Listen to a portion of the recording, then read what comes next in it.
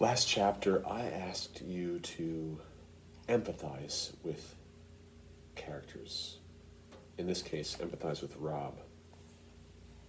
I asked you to remember a time in your life when you felt wronged and that you couldn't call out for help. Just like when that happened to Rob on the bus, when Billy and Norton were bullying him. And I'm so happy that you were able to think about a time when something similar like to that happens to you. Let's keep that up for this chapter, chapter 4. So as I read this chapter, I'd like you to be thinking, as you're hearing me read, I want you to be thinking what Rob is feeling during this chapter. Because a lot happens to him in this chapter. And besides what he's feeling, can you relate? Can you relate to what he's feeling at all, in any way? You might have to reach down deep inside your own self and remember things that have happened to you as a person. Let's read ourselves awake and think about that for this chapter. Sistine was in Rob's 6th grade homeroom class. Mrs. Soames made her stand up and introduce herself. "My name," she said in her gravelly voice, "is Sistine Bailey." She stood at the front of the room in her pink dress, and all the kids stared at her with open mouths as if she had just stepped off a spaceship from another planet. Rob looked down at his desk. He knew not to stare at her. He started working on a drawing of the tiger. "What a lovely name," said Mrs. Soames. "Thank you," said Sistine. Patrice Wilkins, who sat in front of Rob, snorted and then giggled and then covered her mouth. "I'm from Philadelphia, Pennsylvania," Sistine said, "home of the Liberty Bell, and I hate the South because the people in it are ignorant. And I am not staying here in Lister. My father is coming to get me next week." She looked around the room defiantly. "Well," said Mrs. Soames, "thank you very much for introducing yourself, Sistine Bailey. You may take your seat before you put your foot in your mouth any farther." The whole class laughed at that. Rob looked up just as Sistine sat down. She glared at him. Then she stuck her tongue out at him. Him! He shook his head and went back to his drawing. He sketched out the tiger, but what he wanted to do was whittle it in wood. His mother had shown him how to whittle, how to take a piece of wood and make it come alive. She taught him when he was sick. He sat on the edge of the bed and watched her tiny white hands closely. "Don't jiggle that bad," his father said. "Your mama's in a lot of pain." "He ain't hurting me, Robert," his mother said. "Don't get all tired out with that wood," his father said. "It's all right," his mother said.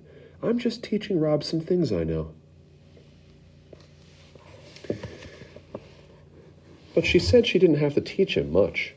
His mother told him he already knew what to do. His hands knew. That's what she said. "Rob," said the teacher, "I need you to go to the principal's office." Rob didn't hear her. He was working on the tiger, trying to remember what his eyes looked like. "Robert," Mrs. Soames said. "Robert Horton." Rob looked up. Robert was his father's name. Robert was what his mother had called his father. "Mr.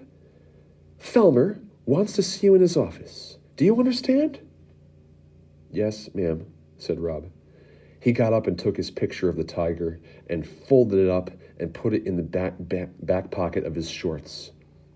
On his way out of the classroom, Jason Uppmeyer tripped him and said, "See you later, retard." And Sistine looked up at him with her tiny black eyes. She shot him a look of pure hate. I hope that you're having a good time trying to act like the characters in the book. I enjoyed reading this chapter when Rob's in the classroom and Sistine is talking about herself and talking about how she hates the South. By the way, if you didn't realize, she's in the South right now. She's in Florida. Lister is in Florida. So she's saying she hates the South when she's in it. It sounds like she's trying to make enemies for herself. And it was fun putting myself in her shoes and acting like she was when I was reading that. I was doing that in my mind. Great readers do that.